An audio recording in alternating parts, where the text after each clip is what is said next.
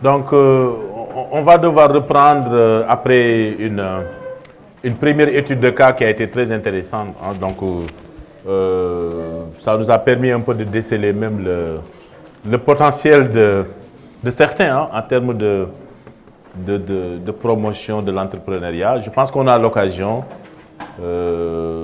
d'ici demain également, de revenir sur 2 autres études de cas spécifiques à votre projet. Nous allons enchaîner sur la 3e séquence, l'avant-dernière séquence, et qui est une séquence très importante parce que ça porte un peu sur l'entreprise, son environnement et sa stratégie. On a dit hier que l'entreprise subit son environnement et non le contraire. Alors l'environnement, c'est un secteur macro, alors que l'entreprise est une activité microéconomique. Alors nous allons voir également dans cette séquence comment l'entreprise doit faire pour un peu surveiller son environnement. Alors cet environnement-là qui agit beaucoup sur le devenir de l'entreprise. Alors cet environnement agit aussi bien positivement que négativement. Il y a beaucoup d'opportunités que l'entrepreneur peut saisir sur son environnement, mais également il y a beaucoup de contraintes sur lesquelles l'entrepreneur ou l'entreprise doit quand même faire face et ce qui est à l'origine quand même de la nécessité d'avoir une démarche de veille, une démarche d'anticipation. Alors, juste un petit rappel par rapport aux composantes de l'environnement de l'entreprise. On a essayé ici autant que peut d'être exhaustif sur les composantes de l'entreprise, de l'environnement. Alors, nous allons distinguer 2 catégories d'environnement. Il y a ce qu'on appelle l'environnement macro, ok, et il y a ce qu'on appelle l'environnement micro. Alors, l'environnement macro, ici, c'est naturellement tout ce qui peut agir de façon exogène, donc qui ne dépendent pas du tout quand même de l'entreprise. Ici, l'entreprise va subir quand même, va subir ce sort-là. Et c'est quoi? L'environnement technologique. Ok? Lorsqu'il y a des innovations qui sont en cours, l'entreprise risque de subir ça. Ok?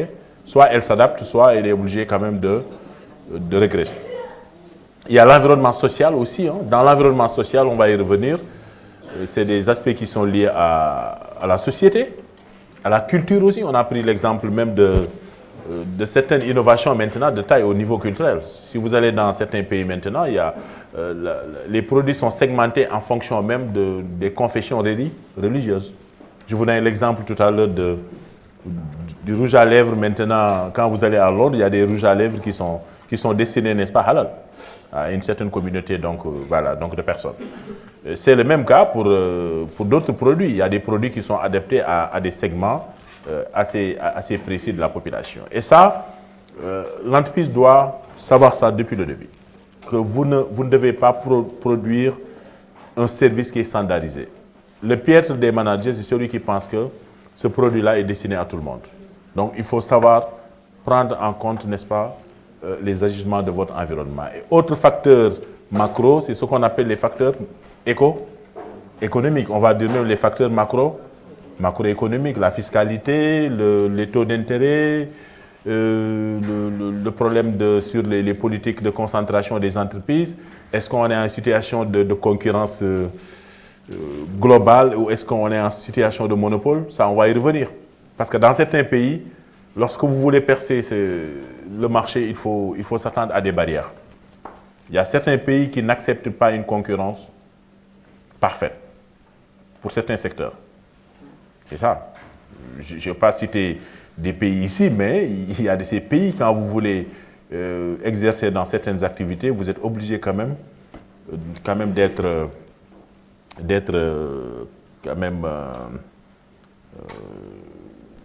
un national ou de faire partie quand même du secteur privé local. On interdit aux étrangers dans certains pays d'exercer certaines activités.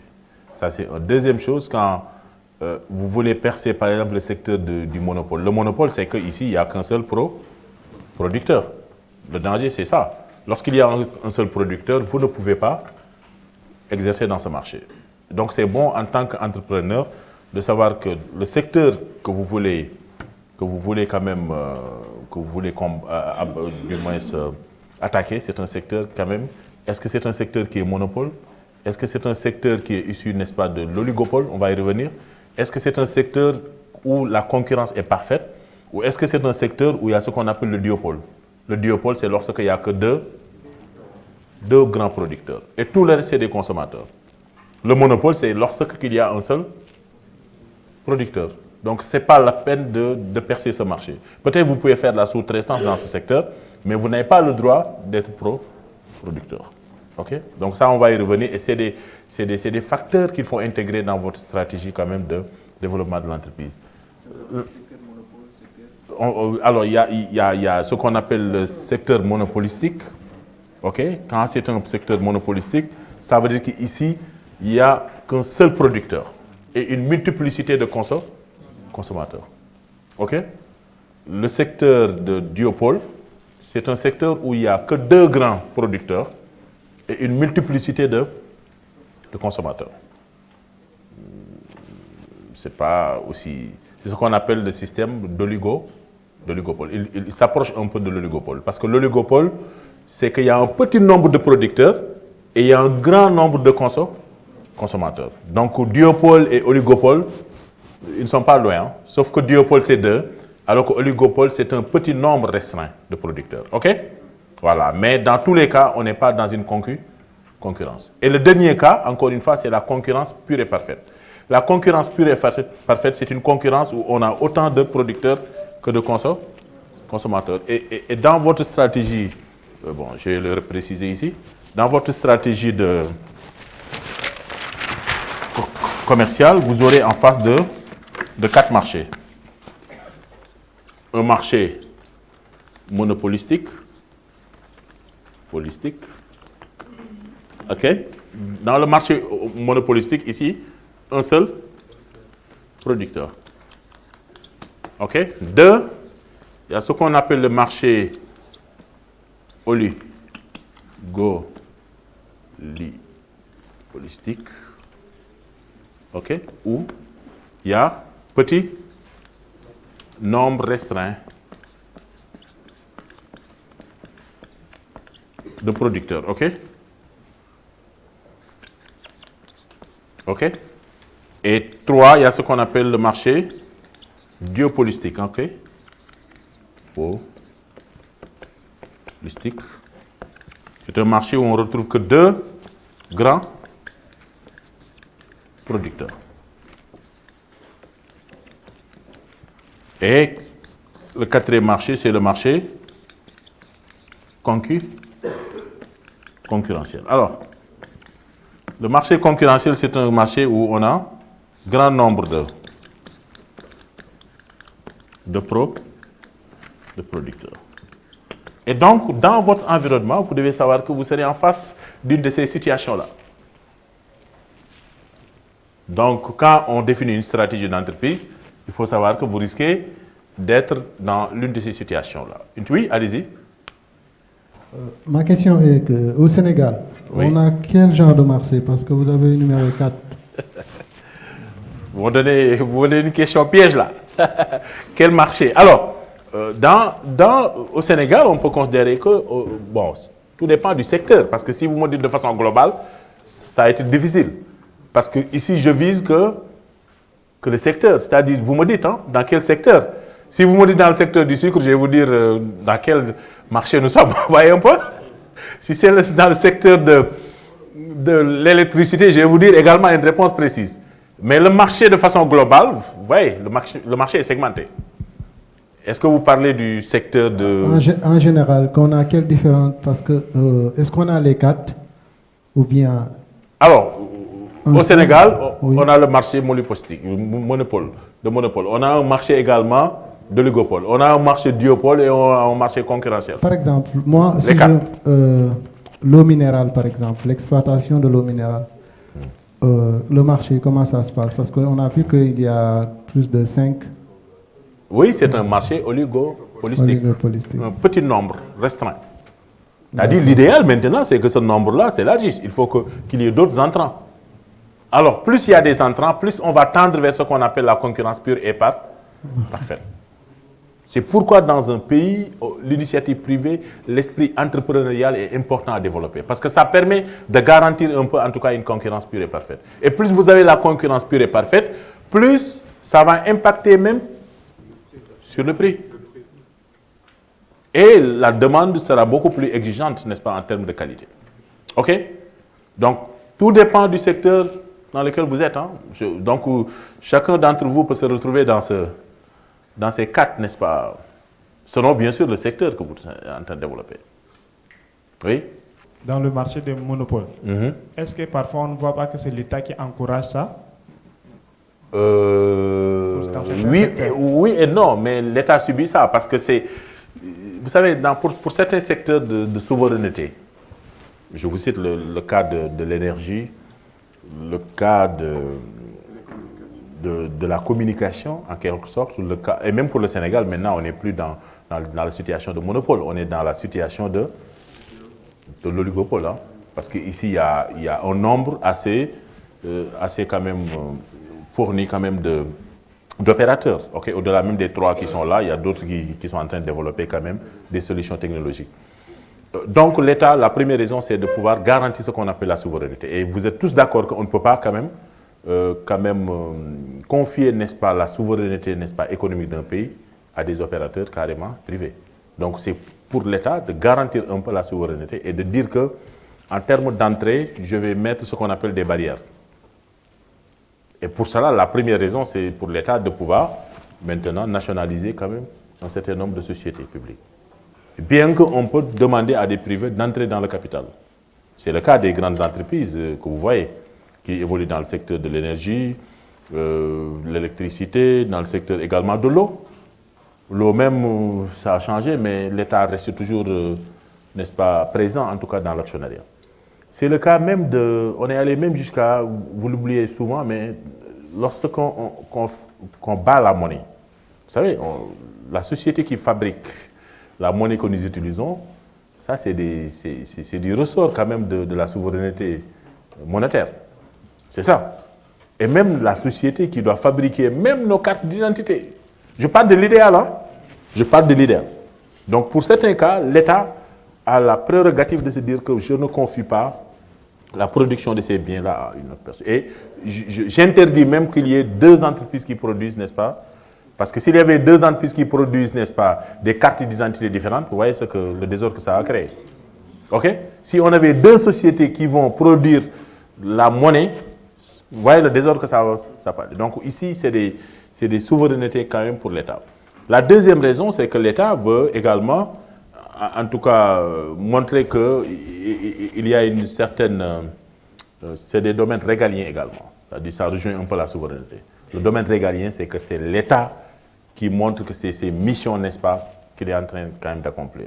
Maintenant, de plus en plus, on peut, au-delà, n'est-ce pas, du monopole, permettre, n'est-ce pas, à des entreprises d'être dans le secteur. C'est le cas pour l'électricité. Autant il y a une seule société, autant il peut y avoir d'autres sociétés filialisées qui sont, n'est-ce pas, qui peuvent même être actionnaires, n'est-ce pas, de la Senelec. Mais dans la situation de monopole, il n'y a qu'une seule production quand même d'électricité qui est là. Maintenant, l'État est en train, je pense, de réfléchir sur même une filialisation, la distribution, la production et la commercialisation de l'électricité, pour un peu peut-être régler les problèmes de cherté qu'on est en train de vivre. OK? Voilà, donc c'est... Alors, le deuxième environnement, c'est l'environnement micro. Alors, l'environnement micro, c'est un environnement, on va y revenir, c'est un environnement où c'est plutôt quand même le domaine de l'entreprise. Et dans ce domaine, l'entreprise va subir plutôt ce qu'on appelle des facteurs endogènes. C'est la clientèle, vous maîtrisez votre clientèle. Les fournisseurs, vous êtes en relation directe avec eux. Les sous-traitants et les concurrents. Donc, on suppose que le micro-environnement de l'entreprise, c'est tous les individus, en tout cas, ou toutes les relations avec les parties tierces qui sont en relation directe avec l'entreprise. Et l'entreprise peut-être a son mot à dire. Si je ne veux plus travailler avec un fournisseur, j'ai le droit. N'est-ce pas? Si le client veut continuer avec moi, il va le faire. Même si l'environnement n'est pas bon, il peut le faire. Parce que j'ai confiance, n'est-ce pas? Il a confiance à mon produit. Les sous-traitants également, c'est des contrats B2B avec l'entreprise. Les concurrents, c'est à la fois micro, mais il faut voir qu'il y a une partie macro. Ça aussi, il faut le voir. OK? Parce que vous avez deux types de concurrents ici. Il y a ce qu'on appelle les concurrents directs et il y a ce qu'on appelle les concurrents indirects. Alors, donc dans les concurrents, il y a ce qu'on appelle les concurrents directs qui sont sur votre chaîne et les concurrents indirects. Quelle est la différence selon vous? Les concurrents directs pour vous, c'est quoi? Oui? C'est quand deux entreprises produisent le même produit en fait. Ou sont sur la même activité principale. Donc deux entreprises distinctes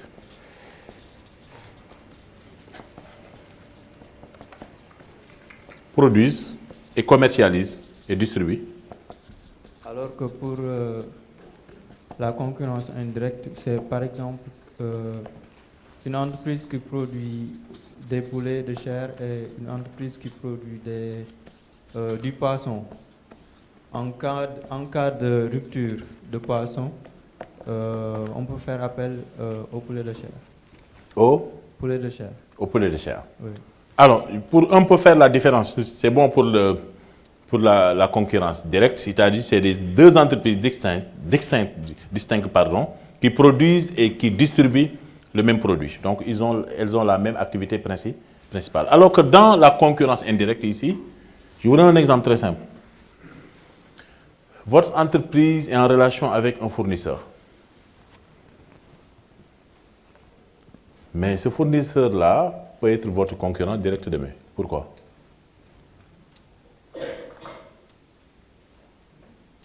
C'est le cas. Pourtant, le fournisseur vous fournit des matières premières. Vous utilisez sa matière première pour produire. Oui, oh, je ne veux pas qu'on cite. Voyez un peu? Votre fournisseur peut être votre propre concurrent indirect demain. Et donc se transformer de concurrence indirecte en concurrence directe. C'est-à-dire, dans la plupart des cas, lorsque on cherche, n'est-ce pas, à avoir la concurrence indirecte, c'est pour capter un maillon de la chaîne. Donc, exemple, c'est attention donc, ne faites pas confiance à 100% à vos fournisseurs. Exemple, les fournisseurs d'exploitation. Attention à eux. Hein. Je ne dis pas que vous ne devez pas quand même avoir des relations, mais attention, un fournisseur aujourd'hui peut être votre concurrent demain. Parce qu'en relation avec vous, il peut même penser à créer, n'est-ce pas, une autre chaîne de valeur qui se rapproche de vous. Oui. En fait, j'ai une question. Oui, allez-y. C'est par rapport à mon projet. J'ai du mal à identifier l'un de mes concurrents. Ah. Parce que... Vous êtes dans quel domaine déjà? Il faut nous réfléchir. Agriculture 4.1, je fais des prestations de services de drone aux agriculteurs. Lui, il s'active dans le domaine de la géomatique. Il fait des prestations de drone, mais dans le domaine de la santé. Lui, est-ce qu'il est un concurrent direct ou indirect pour moi? Alors, est-ce qu'il vous fournit des services déjà? Non, il ne vous fournit pas des services. Quel est le type de relation que vous avez? Il faut nous expliquer un peu. Parce que pour identifier également si les concurrents... On utilise le même matériel. Vous utilisez le même matériel, comment? Voilà. Il utilise les drones, moi aussi j'utilise des drones dans mon projet. Non, écoutez, il est dans le même projet que vous ou vous n'êtes pas... On est dans le même domaine. Dans la même technologie, c'est-à-dire... technologie. Alors, vous pouvez utiliser la même technologie. Alors, il faut se dire que... Il fait des cartographies, moi je fais des cartographies. Oui, mais la finalité, c'est quoi? C'est-à-dire vous utilisez la même technologie. Mais est-ce que vous offrez est-ce que vous êtes en train d'offrir le même produit, n'est-ce pas, à une même cible? Lui, ses cibles, c'est dans le domaine de la santé. Moi, mes cibles, ce sont les agronomes, les agriculteurs. C'est la même chose. Peut-être que je vais considérer qu'il est, n'est-ce pas, dans la concurrence indirecte. Et ne soyez pas étonné un jour qu'il capte un peu. Voilà, un peu. Parce que le problème des relations de concurrence, c'est qu'il n'y a pas de frontières. Souvent même, on peut faire ce qu'on appelle de l'espionnage industriel. Je ne suis pas dans le même domaine que vous. Je suis dans le domaine A, vous êtes dans le domaine B. Je vais essayer quand même d'être en relation avec vous pour avoir le maximum d'expérience possible. Dans la technologie, dans les réseaux de distribution, dans le comportement de la clientèle pour pouvoir me positionner sur ce segment-là. C'est pourquoi un chef d'entreprise ne doit jamais avoir confiance à qui que ce soit. Il doit avoir confiance à lui. Je l'ai une fois fait, et lorsque je faisais l'étude de marché, voilà, j'ai côtoyé une entreprise de la place. Je voulais savoir les prix qu'ils proposent. Je me suis présenté comme un client pour Vous avez fait de l'espionnage industriel, là? Oui. J'ai fait cela pour avoir une idée. Ah, c'est bien. Des prix qu'ils proposent sur le marché. On ne peut pas vous le reprocher. Oui. Mais ne soyez pas étonné au jour que également quelqu'un d'autre... parce que le gars qui utilise la même technologie que vous, je veux bien comprendre le type de relation que vous avez avec cette personne-là, à part la technologie. C'est ça. Hein? Je ne sais pas le comportement. Je peux dire que le gars, c'est un conseil parce qu'il est expert dans ce domaine. Et je pense que toutes les personnes qui s'activent, ou bien les entreprises qui s'activent dans ce domaine, connaissent ce gars-là. Parce qu'il voyage partout, en Afrique et voilà, en Europe. Oui, mais en tout cas, moi, ce que je vous suggère, c'est de bien surveiller votre environnement. C'est-à-dire, voyez un peu. Oui. Okay, ça, c'est important. Donc, récapitulons. Pour la concurrence, elle est éclatée en fonction de la concurrence indirecte et de la concurrence directe. Et la concurrence directe, autant vous pouvez la maîtriser, mais c'est la concurrence indirecte qui est difficile à maîtriser. Parce qu'il y a ce qu'on appelle une asymétrie d'information. Si vous tapez juste sur Google, tous les concurrents, n'est-ce pas, sur le secteur de l'aviculture, vous les voyez. Mais ce qui est le plus difficile, c'est le concurrent qui va venir et qui n'est pas quand même dans le même segment de clientèle que vous. Quelqu'un qui était fournisseur, il se transforme en concurrent direct. Et ça existe, hein, en concurrent. Ou client. Ou client. Si c'est client, c'est la meilleure des choses, mais si... Oui. Oui, allez-y, prenez le micro pour que les autres... Allez-y. Oui. Prenez le micro, s'il vous plaît. Oui, bonjour. Moi, c'est Gilbert. Oui, Gilbert. Oui. Allez-y, hein, je vous écoute. C'est Gilbert, comme je l'ai dit tout à l'heure. Oui, enchanté, Gilbert. Maintenant, je me pose la question. Par exemple, si il y a un producteur, oui. On ne produit pas le même produit, mais on a la même matière première. Par exemple, on utilise la même matière première. Dans ce cas de figure, est-ce que c'est un concurrent direct ou un concurrent indirect? Alors, c'est un fournisseur, vous dites, hein? Ou un autre producteur? Non, deux entreprises. Deux entreprises qui utilisent la même matière première. Oui. La même matière première. Maintenant, dans ce cas de figure, c'est un concurrent direct ou c'est un concurrent indirect? Alors, si vous ne proposez pas le même service final à la clientèle, vous n'êtes pas dans la concurrence directe. Mais c'est quand même une entreprise à surveiller pour la concurrence indirecte. Parce que comme vous utilisez la même matière première, peut-être que dans l'output qu'elle va proposer, ne soyez pas étonné que dans le cadre du développement de son entreprise, qu'elle puisse quand même penser à créer un même produit que vous. Parce que vous utilisez la même matière première. Aujourd'hui, c'est un concurrent indirect, mais demain, il peut être un concurrent direct pour vous. Tant que vous ne produisez pas la même activité, le même produit final destiné à la clientèle, on ne peut pas le considérer comme un concurrent direct. OK? C'est un concurrent indirect aujourd'hui parce que vous n'êtes pas dans la même chaîne de production. C'est juste quand même la matière que vous partagez. Mais demain, il peut être un concurrent direct. Donc ça veut dire que ne faites jamais confiance, n'est-ce pas, à votre environnement. Encore une fois, l'environnement est à surveiller, surtout du point de vue de la concurrence. Et beaucoup d'entreprises disparaissent à cause de ça. La concurrence indirecte. Parce que c'est une concurrence qui est imprévisible. Imprévisible. Dans vos études de marché, les gens mettent beaucoup l'accent sur la concurrence directe. Mais la concurrence directe, c'est une concurrence qui est passive. Une concurrence passive, c'est une concurrence qui est là, que vous subissez. Mais la concurrence qui est la plus dangereuse, c'est la concurrence cachée. Oui. Est-ce que le concurrent indirect, ce n'est pas le concurrent qui propose des produits de substitution ou des services de substitution? Bon, en fait, je vais dire même des produits, pas de substitution, parce que même on peut être dans la concurrence directe et proposer des produits de substitution, parce que les produits de substitution, c'est des produits qui se basent un peu sur une segmentation de la clientèle. Par contre, la concurrence indirecte, c'est que vous n'êtes pas sur la même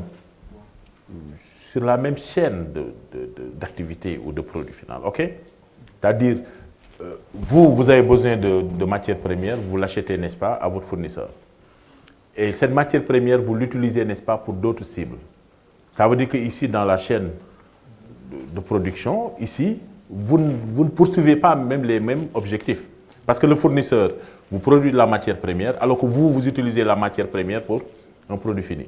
Maintenant, si dans le produit fini, il y a un autre concurrent qui fait la même chose que moi, auprès de ce que je fais, ça veut dire que c'est un concurrent direct. OK?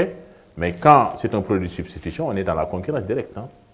D'ailleurs même, c'est ce qui permet d'avoir une segmentation de votre cible.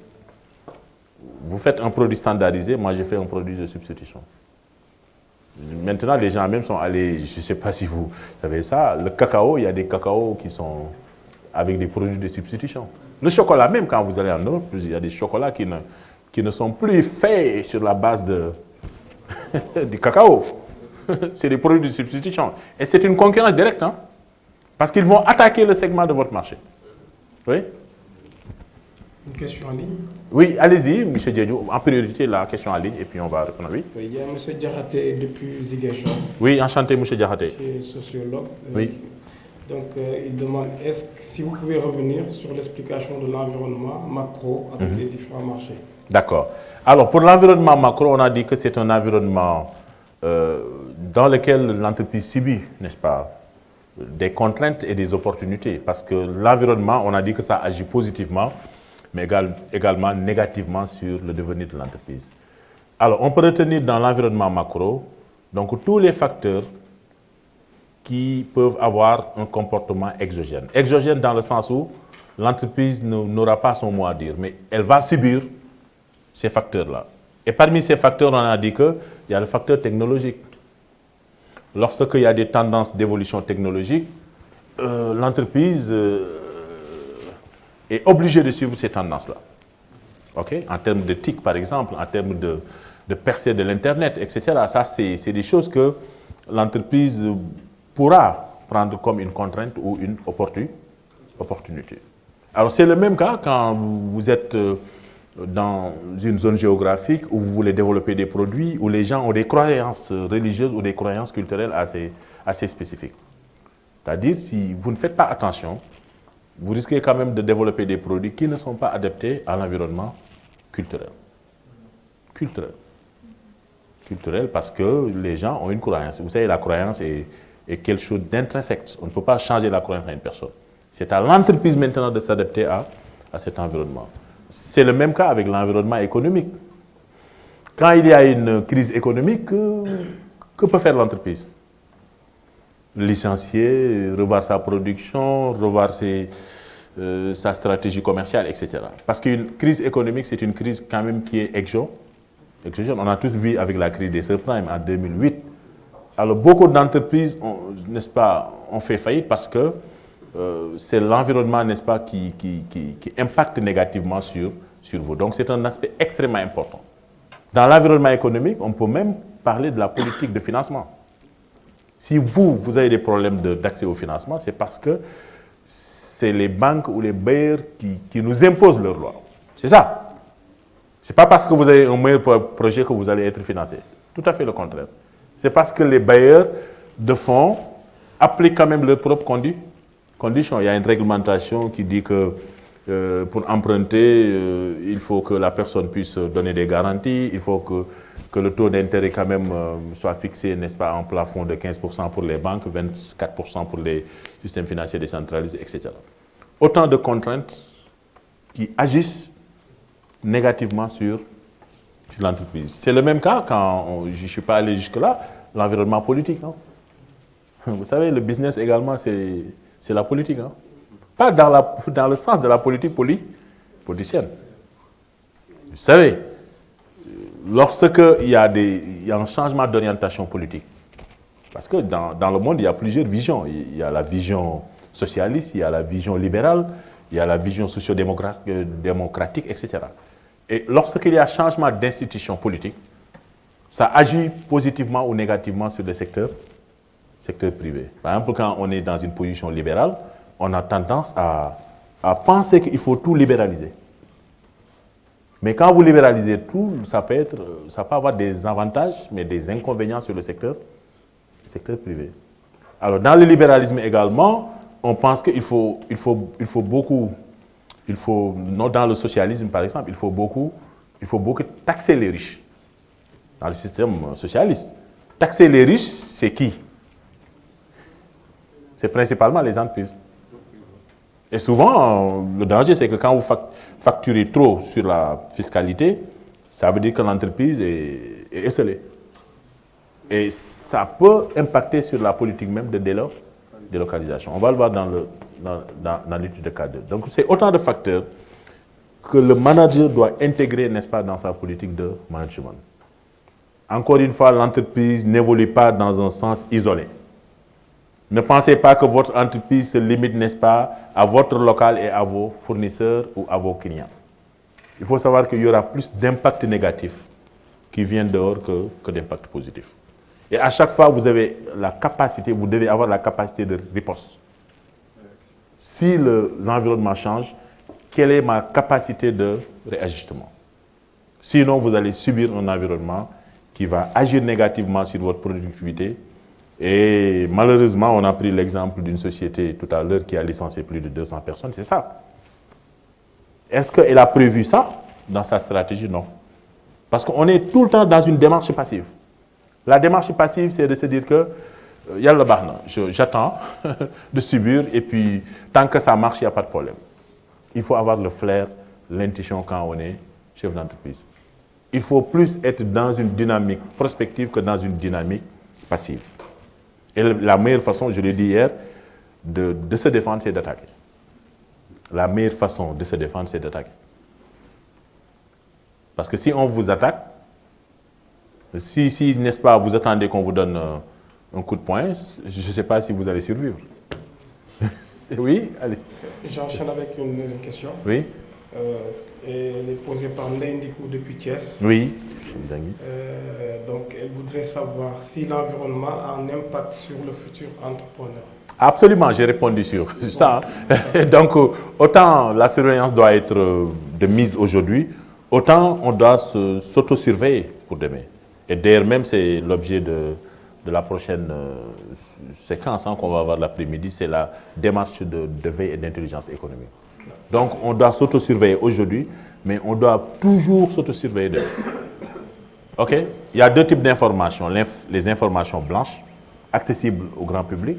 C'est-à-dire, quand je vais sur Internet, je peux trouver toutes les informations sur le devenir des entreprises aujourd'hui.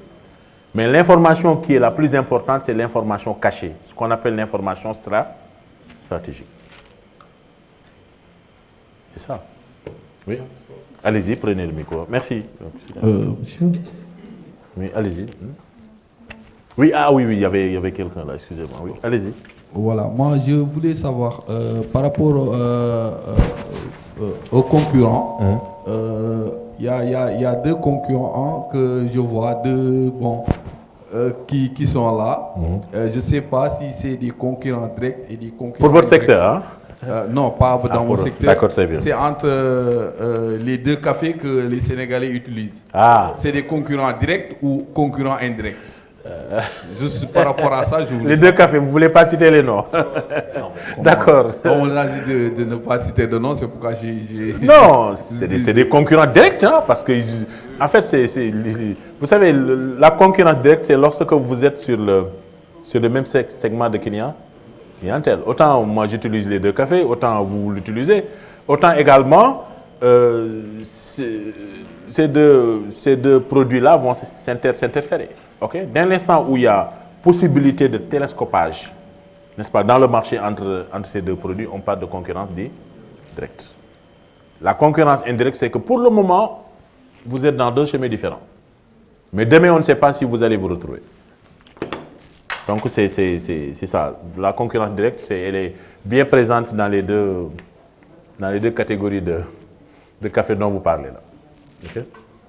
Et d'ailleurs, même la deuxième catégorie, je ne sais pas si c'est la première ou la deuxième, est en train d'attaquer le premier segment.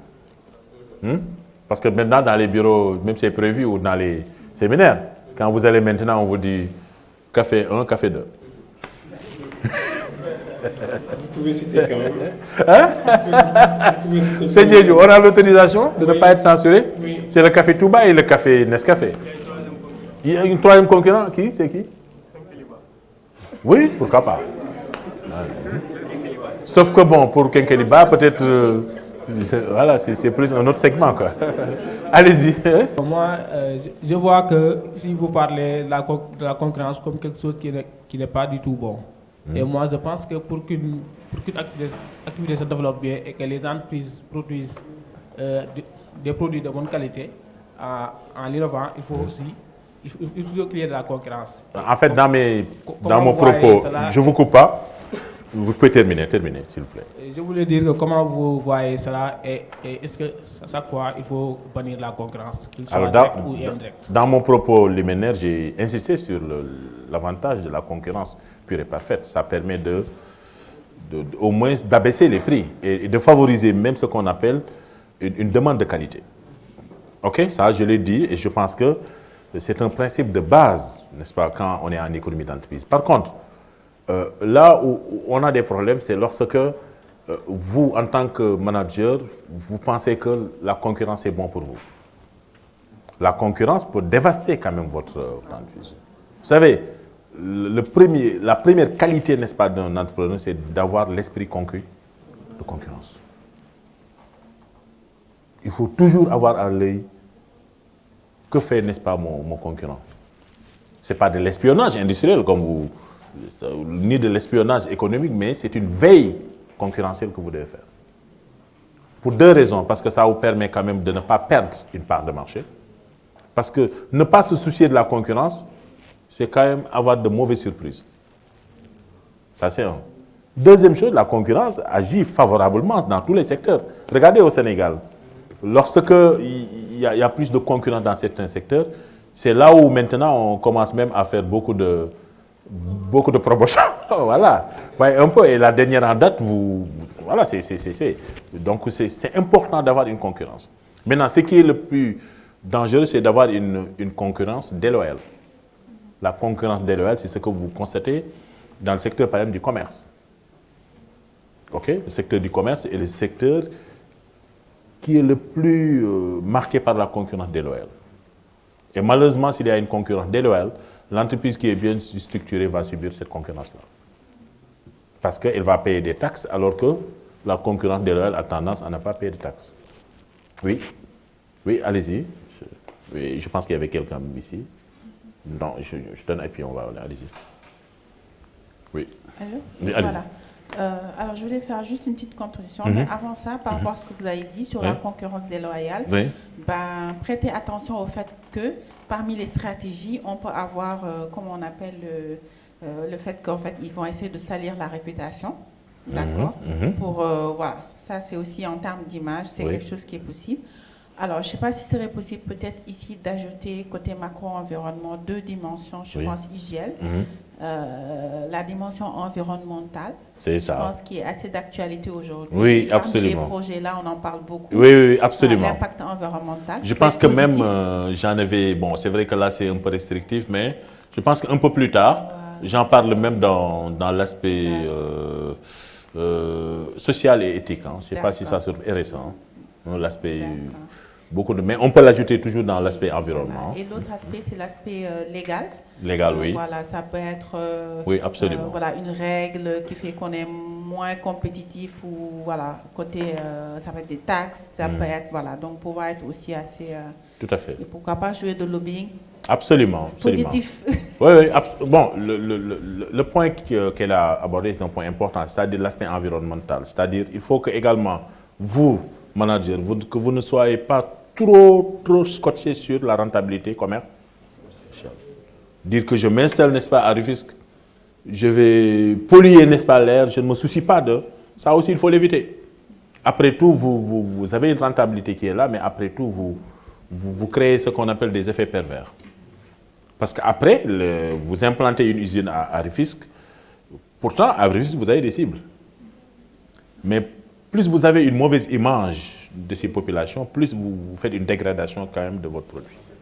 Donc, au-delà de ça, je pense qu'il faut avoir le juste milieu entre la rentabilité commerciale et l'effet quand même de RSE. C'est-à-dire essayer quand même de montrer aux gens que je ne poursuis pas seulement la rentabilité commerciale, mais je poursuis une rentabilité économique et sociale et environnementale. Oui, il y avait quelqu'un là-bas, et puis voilà, faire passer s'il vous plaît. Oui, s'agissant de la concurrence, je pense que au lieu que l'entrepreneur se focalise sur ses concurrents, il pourrait bien penser sur ses forces et créer des innovations qui vont lui permettre de se différencier carrément de ses concurrents. Et d'ailleurs maintenant, on va jusqu'à parler vraiment de, comment dirais-je, avec la stratégie de l'océan bleu, bon, on sort de cette zone de guerre où les concurrents s'abattent pour aller créer, n'est-ce pas, un havre de paix, c'est-à-dire une zone rêvée par les clients. Et là, en innovant, n'est-ce pas, sur par exemple l'expérience client, sur les process, chercher les besoins du client effectivement. Donc, ce que j'appelle un peu l'Eldorado qui est, n'est-ce pas, un lieu, un monde rêvé par le client. Et là, l'innovation va axer sur l'amélioration, n'est-ce pas, de l'expérience client. C'est ça. Et là, on n'est pas assailli par les concurrents. Donc l'innovation, je pense que serait en tout cas la stratégie qui permet de se distinguer, de se différencier de façon, comment dirais-je, positive avec... je suis d'accord, l'innovation peut être une force même concurrentielle. Maintenant, je pense qu'en innovant, il faut surveiller encore votre concurrence. Parce que pour deux raisons, parce que la concurrence peut remettre quand même votre innovation. Ou du moins, vous pensez que en créant, n'est-ce pas, une innovation, votre concurrent va rester les bras croisés, non? Regardons par exemple. Donc il faut naturellement avoir quand même une sorte de concordance entre l'innovation et la surveillance de la concurrence. Comment un petit start-up a vraiment, comment dirais-je, affronté de grandes entreprises dans les télécommunications. Et aujourd'hui, la meilleure façon de vraiment d'abattre ce start-up-là, c'est de le racheter. Oui, c'était la solution intime. On est en train de dire. Les fusions-acquisitions également, c'est ça, non? C'est-à-dire, vous voyez même au Sénégal, dans le secteur bancaire plutôt, dans certains secteurs d'activité, la meilleure façon quand même de tuer la concurrence, c'est de l'absorber. Ouais, c'est tout. C'est les fusions-acquisitions ou les fusions-absorptions, les fusions tout simplement. Fusion-acquisition, c'est-à-dire, venez, tu étais mon concurrent, on va être ensemble pour avoir la même enseigne, pour avoir le même portefeuille, n'est-ce pas, de clientèle. Ce qu'on appelle ici les fusions-acquisitions. OK? La fusion-absorption, c'est une façon de détruire carrément votre concurrent. C'est ça. Parce que dans la fusion-absorption, l'entreprise qui est absorbée disparaît. Disparaît. Et on ne parlera plus de cette entreprise, n'est-ce pas, qui est absorbée, mais on parlera de l'entreprise qui est absorbante. OK? Ça aussi, c'est des formes de stratégie pour détruire un peu n'est-ce pas, la concurrence qui est en face de vous. Ok, très bien. Oui, Daniel. Wow. Oui, là-bas, oui. Et...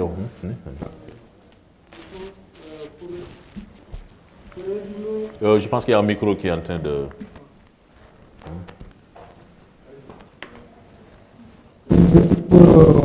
Il faudra éteindre un des micros, s'il vous plaît.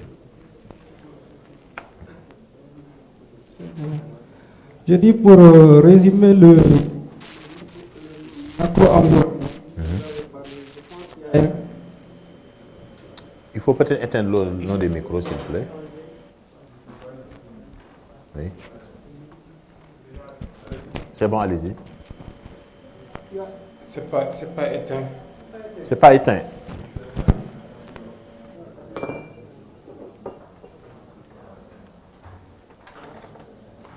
On y va? Allez-y, allez-y. Je pense qu'il y a un mot qui résume le macro-environnement. En fait, c'est une méthode qui permet d'analyser le macro-environnement qu'on appelle le PESTEL. Le PESTEL. En fait, le P, c'est la politique. C'est ça. Le E, c'est l'économie. C'est économique. Le T, c'est technologique. Il y a le S qui est socio-culturel. Le E qui est écologique. Et le L qui est légal. Ouais, c'est ça. En fait, c'est ça qui résume l'environnement. C'est ce qu'on a essayé de mettre là. Hein. Vous voyez que donc le singleton, c'est l'entreprise, et vous voyez que tout tourne autour quand même de l'environnement de l'entreprise. Hein. Ce qu'on a essayé quand même de résumer ici. OK? Monsieur, c'était par rapport à la concurrence. Oui. Allez-y, oui. C'est une qualité ou bien un défaut chez les entrepreneurs de vouloir monter son entreprise en 2020 et après de vouloir concurrencer, par exemple, une entreprise qui a 10 ans d'expérience? Non, il ne s'agit pas d'être dans ça. Vous savez, même dans la concurrence directe, vous pouvez la segmenter. Vous savez, il y a les plus anciens, les leaders. Pour les déboulonner, vous aurez besoin d'assez de force. Parce qu'un leader qui est leader dans son domaine pendant 50 ans, c'est comme demander à une personne chétive de demander la lutte avec quelqu'un de 200 kilos. Donc ça, il faut savoir, à la limite, c'est impossible. Donc dans la segmentation même de la concurrence directe, il faut savoir que quand vous êtes un nouveau entrant, il faut toujours quand même se positionner comme nouveau entrant, mais avec une stratégie quand même de percée du marché. C'est-à-dire votre première cible, c'est de voir qu'est-ce qui a été laissé en rade jusque-là par la concurrence. OK? Deuxième chose, lorsque ce segment-là est en main, de voir maintenant comment griffonner maintenant dans le marché, n'est-ce pas, des autres. Et une fois que la confiance y est, maintenant vous pouvez remonter. Mais dans une première stratégie, on vous suggère pas quand même de vouloir déboulonner le leader. Le leader, souvent, si vous essayez de le déboulonner, il va vous déboulonner.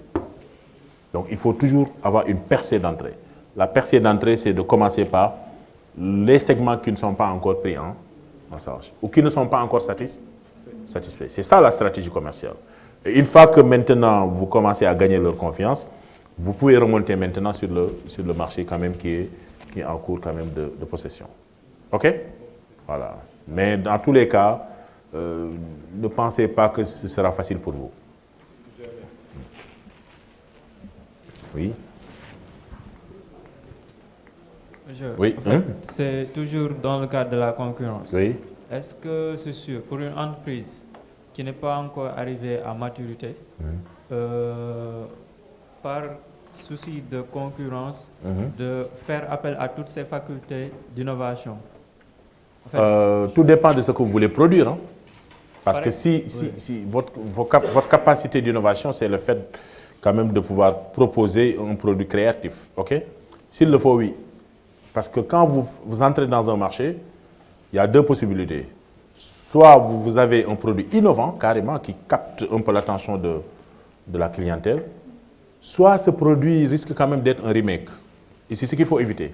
Quand le produit est un remake, Ça veut dire que vous dispersez vos efforts et l'effet peut être contre-productif. Oui, pour l'innovation, c'est-à-dire qu'il faut vraiment montrer que, on l'a vu, des cas de sociétés, n'est-ce pas, qui ont à proposer quand même des produits trop innovants.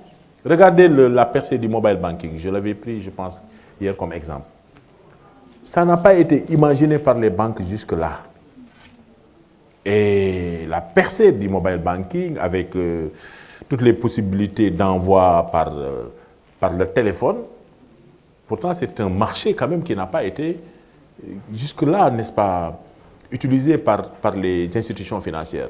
Et il a fallu qu'un opérateur de télécom développe cette innovation technologique pour que les autres quand même suivent. Et de plus en plus maintenant, il faut savoir qu'il y a même des opérateurs de télécom qui ont l'ambition de devenir même des banques. Je ne sais pas si vous étiez au courant de ça. Oui, on veut donc le beurre, l'argent du beurre et le couteau qui a coupé le beurre. donc à la limite, c'est grâce à l'innovation technologique. C'est-à-dire quand vous innovez, il ne faut pas avoir peur de montrer que vous innovez. Parce que c'est ce qui vous permet quand même de gagner des parts de marché. Et je ne pense pas que cet opérateur-là puisse avoir une baisse de sa part de marché. Parce que si vous voyez un peu les statistiques qui sont là, sur le mobile banking, cet opérateur se retrouve après plus de 70% même du marché. Par exemple, pour le projet de la PASTEC, oui. S'il y avait en place déjà une entreprise qui transforme la PASTEC, qui en fait du jus, maintenant, nous, notre entreprise, voulant le concurrencer, nous proposons ces différents sous-produits-là, à savoir le farine, l'huile et tout ça. Maintenant, si on propose le maximum de produits qu'on sait fabriquer, est-ce qu'à un moment, il n'y aura pas, en fait, comment je pourrais le dire, une saturation en fait? Non, on ne pourra plus innover un autre produit.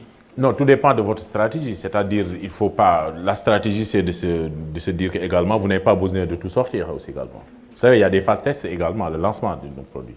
Vous pouvez avoir 3 produits, mais la phase test, c'est de voir quelle est la perception que les gens ont sur le premier produit. Donc, il faut donner un temps de maturation également à votre produit. C'est ce qu'on disait hier. Oui. C'est que le temps de maturation vous permet de rebondir maintenant sur un autre cycle d'innovation. Et puis ça vous permet même d'éviter de supporter inutilement des coûts de production élevés. OK? Il faut savoir bien maîtriser le marché avant de pouvoir maintenant passer à une phase de lancement effectif. Maintenant, pour le temps de maturation, est-ce qu'il y a des paramètres à suivre ou bien on se réfère à la vente? On l'a dit hier. Vous étiez là hier? Oui. Bon, on va revenir sur ça. Voyez un peu. Regardez un peu. Avant la phase de maturation, là où en haut vous avez le volume de vente, hein? Oui. Déjà il y a la phase de développement même technologique du produit. Ensuite, on introduit le produit sur le marché. Ensuite, le volume des ventes commence à croître, vous voyez un peu? Oui. Et parce que là, vous avez fait beaucoup de publicité, de promotion des ventes. Alors, ça promet, le chiffre d'affaires augmente, mais il faut penser que après la croissance, il y a une phase de maturité. Et c'est là où maintenant les clients commencent à avoir ce qu'on appelle un point de saturation. C'est là où maintenant vous pouvez penser à la phase de déclin et rebondir pour avoir un processus d'innovation. OK? Donc votre deuxième produit, pourquoi pas l'attendre jusqu'à ce que le produit... C'est ça aussi une stratégie de marketing. La stratégie marketing, c'est toujours d'avoir une solution pour l'avenir. Parce que le danger, c'est que si vous développez tous les 3 produits, après, voilà. La saturation, quand elle intervient, vous aurez du mal quand même à rebondir. Alors que si vous utilisez un des produits et que maintenant vous avez atteint la phase de maturité, vous pouvez rapidement rebondir sur le deuxième. Et retravailler peut-être même le produit qui est saturé. OK? Oui? Oui, allez-y. Oui. Donc, voilà. Est-ce qu'il ne faudrait pas mettre sur place une dynamique d'évolution qui te permet de dire que, voilà, d'ici 2 mois, je vais sortir tel produit? Oui, c'est ça. Et aussi mettre sur place des stratégies de différenciation. C'est absolument ça. Absolument. Et perler dans le temps. Et même ça, dans le business plan, vous devez l'avoir. C'est-à-dire, dans le business plan, vous devez avoir un cycle de vie arrêté dans le temps et dans l'espace de votre produit. Parce que c'est ça qui va vous permettre même d'avoir, en tout cas, les éléments chiffrés dans votre business plan. Parce que vous ne pouvez pas dire... parce que l'utilisation du produit répond également à ce qu'on appelle même une certaine mobilisation de vos équipements. Parce que lors de la création de l'entreprise, vous avez un matériel neuf, mais il faut savoir que ce matériel neuf que vous utilisez, un jour, va être vétuste. Et plus ça devient vieux, ce matériel, plus vous aurez du mal à dégager des cash flows. Ça aussi, il faut le savoir. Lorsque vous démarrez une entreprise, les cash flows seront élevés parce que le matériel est neuf, etc. Mais à un moment donné, si ça dépasse 5 ans, 6 ans, 7 ans, voilà les pannes et puis c'est un peu contraignant même du point de vue de la production. Donc tout ça, il faut l'arrêter dans le temps aussi. OK? Oui, je pense qu'il y avait une autre observation ici. Allez-y.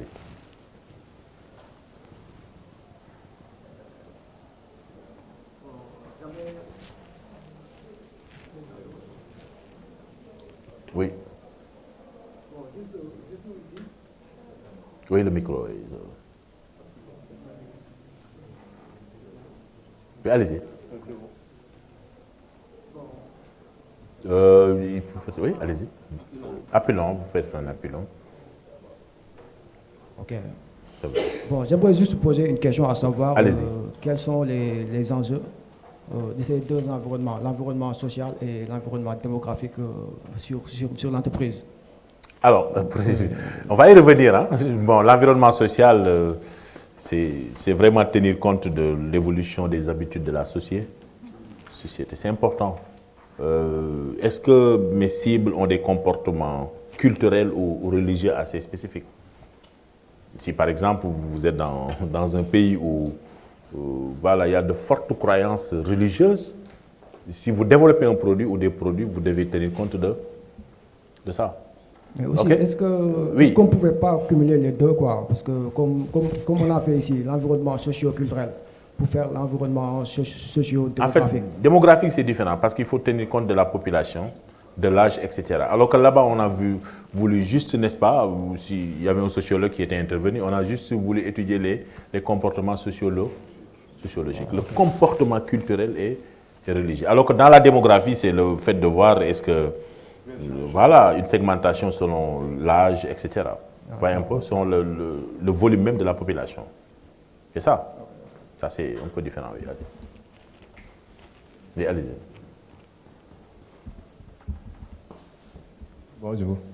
C'est pour revenir au résumé de monsieur. Et même dans la géographie, il y a le climat aussi. Si je suis dans un pays où il neige beaucoup, 10 mois sur 12, quand je vais fabriquer des vêtements à vendre, il faut tenir compte de cet aspect-là climatique. Okay? Quand je suis dans une zone qui est assez hivernale, hein, du moins assez estivale, hein, donc l'été, on a tendance à fabriquer quand même des produits qui sont adaptés même à l'été. Okay? Ça aussi, c'est des aspects que vous devez retenir dans votre... Oui? Okay. C'est pour cela, monsieur, qu'on dit qu'un projet doit être socialement acceptable, très bien, écologiquement durable, économiquement rentable et socialement acceptable, écologiquement durable et économiquement rentable. Oui, vous avez tout dit. Hein? On va y revenir sur les 6. Absolument, hein, c'est ça. Il y a l'économie, il y a la sociologie, il y a... OK? C'est bon? Allez-y.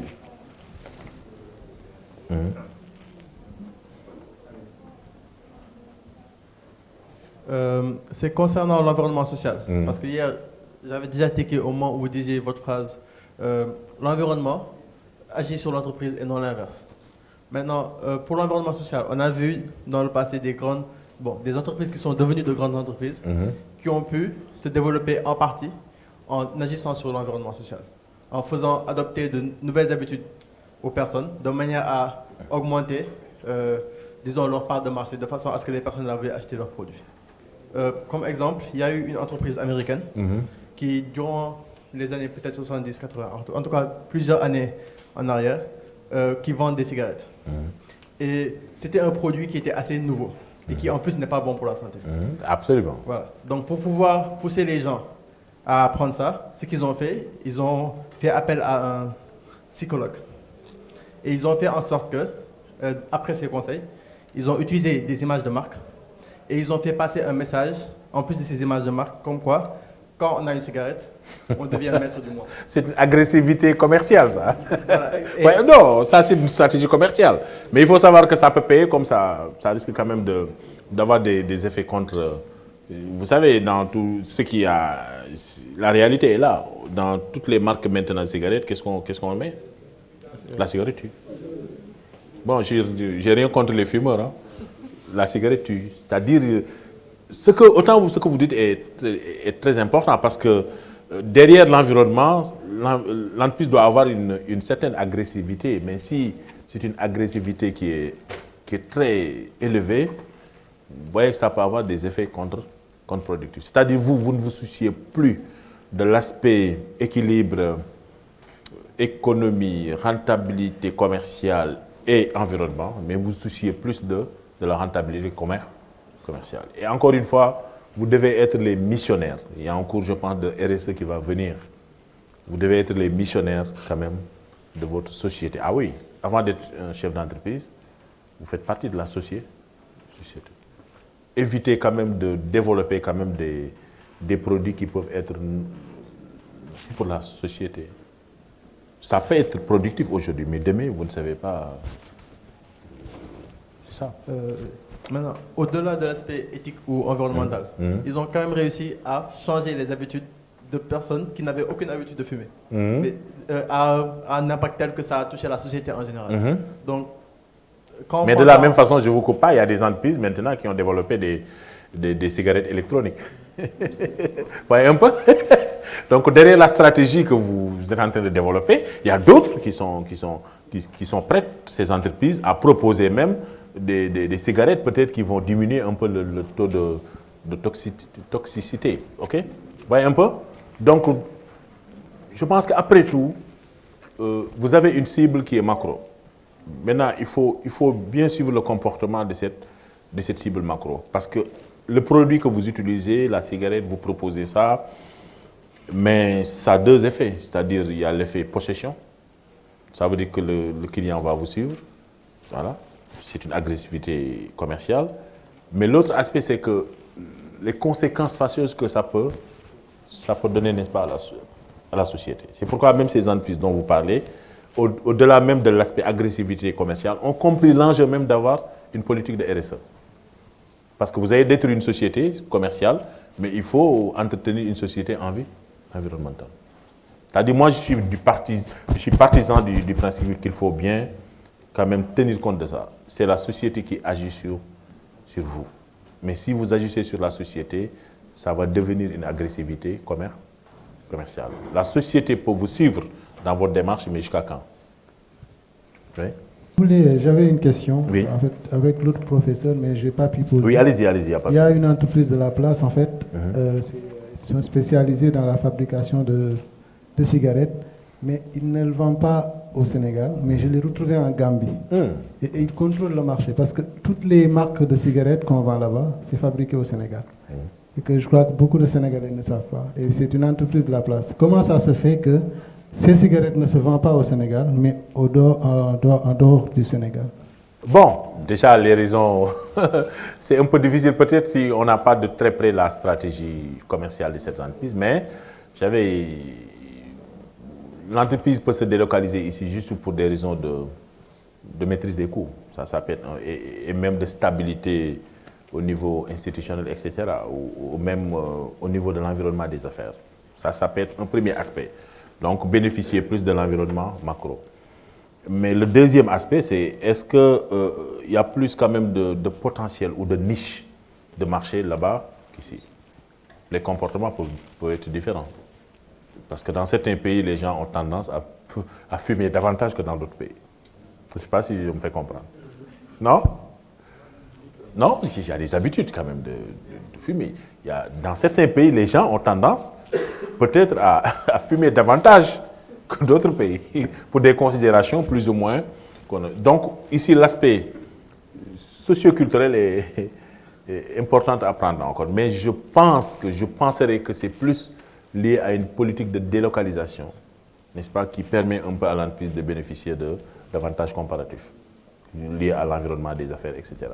Parce que, bon, dans un passé récent, dans certains pays, c'est un peu difficile de continuer à exercer en tant qu'entreprise. Parce qu'à tout moment, vous pouvez avoir des problèmes quand même d'exercice, ou même liés à la fiscalité, etc. Voilà. Il peut y avoir d'autres considérations, mais moi, je fais une analyse en tant que professionnel. Oui, d'autres questions? Bon, on peut rapidement donc survoler l'environnement, comme ça, juste après la pause, on va essayer de... Alors, pour l'environnement économique, ici, ça concerne principalement un certain nombre de points, les produits, les normes d'hygiène. Tout à l'heure, on a beaucoup insisté sur ça, le groupe 2, là. Sur les normes d'hygiène et de sécurité. Il faut savoir qu'il faut bien s'informer sur ça quand vous développez quand même un projet. La qualité, n'est-ce pas, de ces produits, les compositions. Parce que tout ça, vous ne pouvez pas faire du n'importe quoi quand vous développez quand même des produits, n'est-ce pas, dans un projet. Il faut voir est-ce que ça répond un peu aux normes de qualité et de sécurité, tout ça. Les conditions de la concurrence, on en a parlé de ça. La réglementation des ententes et des habitudes de position dominante, ça rejoint un peu les catégories quand même de marché qu'on avait ici. La réglementation de la publicité. Vous savez, dans certains pays, vous n'avez pas le droit de faire de la publicité, même sur le tabac. Ou même quand vous faites des publicités sur les produits alimentaires, il faut mettre, si par exemple c'est un produit qui a tendance à être utilisé dans l'alimentation, il faut mettre manger, il faut éviter de manger trop gras, trop sucré et trop salé. Je ne sais pas si vous voyez dans les publicités, dans certains pays c'est obligatoire. Parce que c'est pour éviter ce qu'on appelle la publicité, excusez-moi du terme, mensongère. Donc, il faut bien s'informer sur la réglementation de la publicité. Est-ce qu'il n'y a pas même de frais à payer, n'est-ce pas, lorsque vous développez une publicité, n'est-ce pas, sur panneaux publicitaires, etc. Les contrats commerciaux également, il faut voir. Alors, dans les contrats commerciaux, il faut bien les revoir. Je pense qu'il y a même un cours sur ça. Il faut bien voir ce qui vous lie, n'est-ce pas, à vos fournisseurs, ce qui vous lie à vos clients, ce qui vous lie surtout à vos banquiers. Donc, vous devez connaître quand même vraiment cet environnement-là. En cas de contentieux, quels sont les organes à solliciter? Si vous avez des problèmes avec une banque, si vous avez un problème avec un fournisseur, il y a le tribunal du commerce, etc. Donc ça, il faut bien s'informer, n'est-ce pas, sur ça. Les prix, étiquetage, blocage des prix. Bon, ça a été un débat avec l'arrivée, n'est-ce pas, d'un grand de l'agroalimentaire, hein? Problème d'étiquetage et de blocage, n'est-ce pas, des prix, et même de situation géographique, parce que vous ne pouvez pas implanter votre société si ça ne répond pas à des normes quand même de licence. Alors, dans l'environnement économique, ce n'est pas exhaustif, on parle également de l'accès au financement. L'accès au financement, c'est un problème qui revient tout le temps dans l'environnement économique. Quelles sont les institutions qui mettent à la disposition de mon entreprise le financement nécessaire? Quel est le taux d'intérêt ou quels sont les taux d'intérêt? Alors, il y a deux choses peut-être qui sont importantes à préciser. Lorsque vous allez voir les banques, une banque n'a pas le droit de vous fixer un taux d'intérêt supérieur à 15%. Je répète bien, banque. Quand vous allez voir une banque, encore une fois, cette banque n'a pas le droit de vous fixer un taux d'intérêt supérieur à 15%. Alors, si c'est une institution de microfinance, vous ne pouvez pas dépasser 24% en termes de taux d'intérêt. C'est des taux annuels, hein? Annuels. OK, ça aussi, c'est bon à avoir. Donc, dans votre pouvoir de négociation avec l'environnement financier, vous ne devez pas accepter n'importe quoi. Sur les garanties aussi, je l'ai dit hier, lorsque l'hypothèque immobilière repose sur une valeur qui ne dépasse pas 5 millions, vous devez refuser. C'est clair? Vous ne devez pas accepter ça. Moins de 5 millions, on n'a pas le droit, n'est-ce pas, d'hypothéquer votre maison. Voilà. Il faut que la valeur, au moins, d'hypothèque puisse être supérieure ou égale à 5 millions. Ça, donc, c'est l'environnement économique. Et ça va vous suivre au départ, durant, n'est-ce pas, la phase d'exploitation de l'entreprise et jusqu'à la fin aussi de votre entreprise. OK? Donc, c'est vraiment une surveillance à faire tous les jours. OK? Voilà. Par exemple, pour le blocage des prix, si on est dans le domaine, par exemple, pétrolier, vous savez, c'est un domaine qui est régulé. Si vous allez voir une station essence, il y a un blocage des prix. C'est-à-dire blocage des prix. On ne peut pas quand même aller dans 2 stations d'essence différentes et on vous propose 2 prix différents. Ça aussi, c'est une politique quand même qu'il faut bien savoir. Pour certaines catégories, n'est-ce pas, de produits, l'État applique, n'est-ce pas, un blocage des prix. OK? Bon, l'environnement politique, j'en avais parlé de ça. Je pense que tout le monde est conscient que quand il y a changement de gouvernement, d'orientation politique, ça peut impacter sur le devenir de l'entreprise. Et il y a même des modifications liées aux politiques de nationalisation ou de privatisation. Vous savez, quand on est libéral, on a tendance à privilégier plus ce qu'on appelle la privatisation. Alors que quand on est socialiste, on a tendance plus à favoriser la nationalisation. Je ne sais pas si je me fais comprendre. Donc ça, il faut savoir que quand on est un businessman, un homme d'affaires, et qu'après les élections, vous dites que non, c'est leur affaire. Ça doit être votre affaire aussi. Parce que quand il y a changement d'orientation politique, ça peut agir positivement ou négativement sur vous. Oui? Il y a aussi l'instabilité politique. Oui, ou absolument. L'approche de nouvelles élections. Oui. Qui peut, voilà, impacter sur, oui.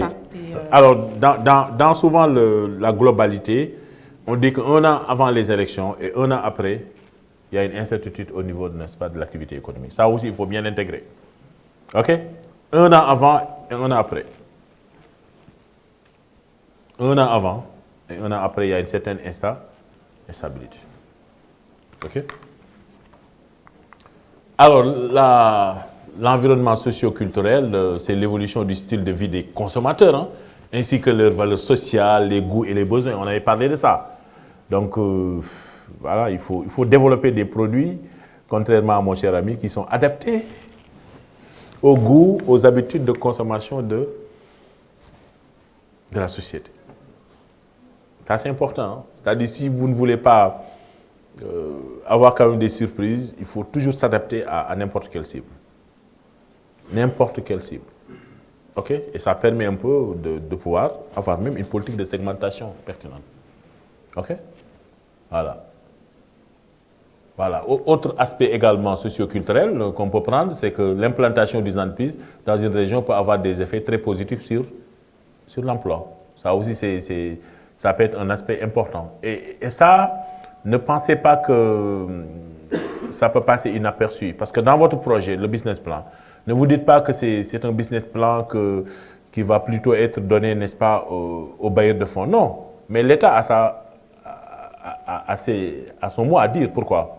Parce que vous pouvez vous implanter dans une localité, dans une mairie, dans une collectivité territoriale, où vous pouvez bénéficier même de ce qu'on appelle de soutien, en termes même d'implantation, etc.